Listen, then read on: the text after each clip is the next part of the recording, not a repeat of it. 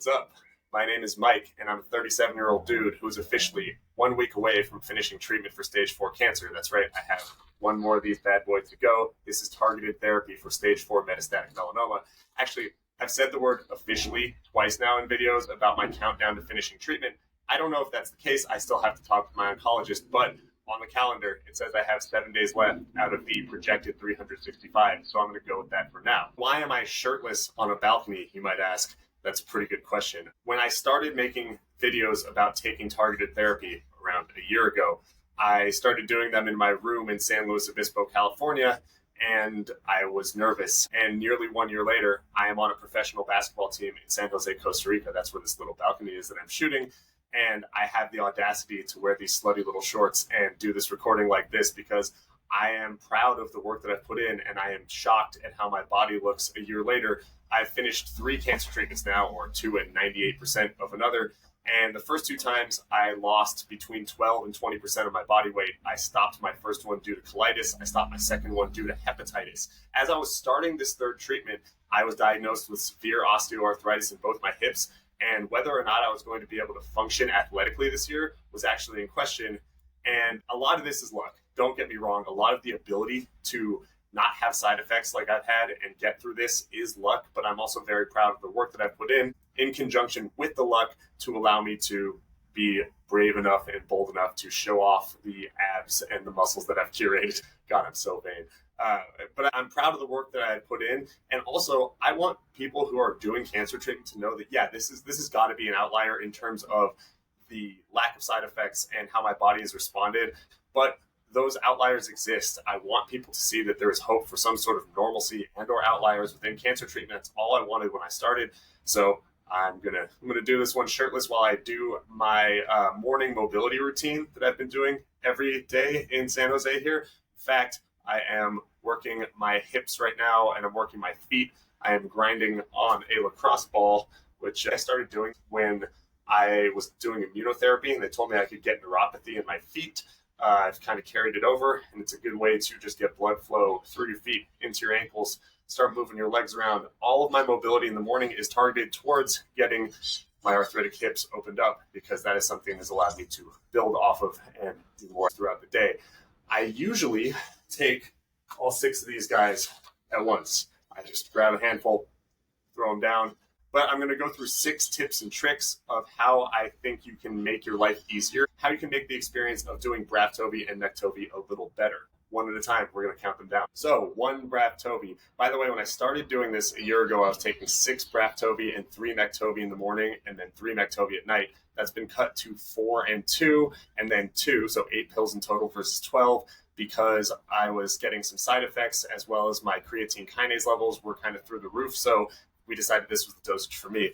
This isn't actually sparkling water. I'm just fancy like that, and I've been refilling this whole time. The first tip for not having as many side effects outside of having your dosage reduced by your oncologist is get your sleep. It's just after 9 a.m. out here. I make sure that I sleep between 8 and 10 hours every night. I know that's not exactly the most controllable things. Is try and make yourself sleep in whatever capacity. The biggest difference that I've noticed in how I feel, good versus bad, while taking these pills is when I've had good sleep versus bad sleep. So get your rest when you're doing targeted therapy. Done with this lacrosse ball. Now I'm just going to be rotating my hips a little bit, so don't mind this very sexy rocking. Second tip, holding it right here. Hydrate. Again, these are the things that we can control most. You can control how much you sleep to some degree. I'm a pretty good sleeper, so maybe I'm just bragging a little bit, but you can definitely control how much you hydrate. I drink 2 gallons plus water a day. That might not be how much you need to. I'm a somewhat larger person, and I work out a ton, but you should be hyperhydrating, overhydrating, whatever you think it is. Drink more water. That's how you get your organs to process all that stuff. That's how you pee out whatever is in these that is not the stuff that's helping your body. That's how you just make your body feel better. Water is the best defense mechanism for keeping yourself healthy, in my opinion. So hydrate. Right now, as we speak, I've had 40 ounces of water before this video, as well as some coffee. I drink 20 ounces of water right when I wake up to take a pill called Synthroid. And then later I get up and I have creatine mixed with 20 ounces of water. So I'm off to a fast start before 9 a.m. I've always had 40 ounces of water. It doesn't have to be that much, but try and find a routine that has you hydrating often and at intervals that you will remember. Third tip, as I get these very awkward side lunges going, this is all the mobility I have in my hips, thanks arthritis. I addressed hydration and sleep already, your diet is pretty damn controllable. Now, I love to eat. I love to eat sugar. I love to eat rich foods. I love to eat a lot. But the thing that I've decided during this year is I would cut out alcohol. I would try and cut out as much processed food as possible. I would try and cut out as much sugar as possible. It's not to say I haven't had any of those things. I'm not hyper strict, but I want to keep the baseline of my meals to be whole foods that I've cooked. I want to make sure I'm getting enough protein. I want to make sure the food that I'm eating is making my body feel good. So this morning I've had 4 eggs, I've had a banana, I've had a bowl of oatmeal, I have a cup of coffee next to me. And with this aforementioned water, I think it's giving me a good chance to process this stuff. High fiber is actually really important for melanoma patients, so I've been focusing on that a lot. But eat good food. It doesn't have to be perfect, especially because I know in treatment, when you have side effects of any kind, sometimes you just need to eat. You should not be guilty over whatever you eat. Just try and make it good if you can. Man, I am not used to doing these one at a time, but I'm going to take this and I'm going to pick up a resistance band and we'll do a little shoulder work. Nothing significant, just trying to open up my upper body a little bit. But the fourth thing is exercise if you can. Exercise is one of the most highly correlated things to getting positive results for cancer treatment of any kind, but specifically on targeted therapy. So I try and do mobility in the morning, mobility in the afternoon, and a hard workout at night. That does not have to be your schedule. I am a psychopath, but move around. Trust me, go for walks. Do something light like this in terms of stretching. It'll make you feel a lot better. You're going to sweat out the stuff that is inside of these. A lot of the stuff that I'm doing right now, I developed during my second immunotherapy, in which I could hardly move at some point due to having a thyroid storm and hepatitis. And I said, what are like 5 things that I can do for 10 minutes that'll make me feel like I'm moving my body? And so rolling on a ball, doing leg swings and doing side lunges and normal lunges and body weight squats. That was it. This band work is about the heaviest thing that I'm going to do right now. Done. That's it. We're on to the 2 Mektovis that I take in the morning. This next tip is going to be a little ironic because I am shirtless outside on a balcony, but limit your sun exposure. Anytime that I've been in heavy sun, I have felt a little bit worse. You want to put sunscreen on. I have sunscreen on right now. I'm under an overhang. I'm not directly in the sun, and I'm only out here for a few minutes, but this stuff does seem to affect me a lot. Sun exposure, not the best for you when you're on Mektovi. I'm going to do this really quick. This is an awkward motion to do while you talk. But you're going to want to focus on your mental health. And I'm going to stop doing this so I can actually focus on talking to you guys. Whether that is journaling or going to therapy or talking to your friends or family or your partner or into the void. I think doing whatever you can to acknowledge that this situation is incredibly hard and incredibly impactful on your mental health will help you get through it. Cancer is a world unlike anything else. It is such a brutal experience. And if you bottle it all up, or if you don't address the feelings, both in the short term and the long term, you're going to go crazy because trust me, it's happened a couple times to me. I just had an audio file corrupt on me for the first time. So when I went to go edit this, I noticed that you couldn't hear anything for the back half of the video. So in the name of vanity, I kept my shirt off, but I am way done with mobility.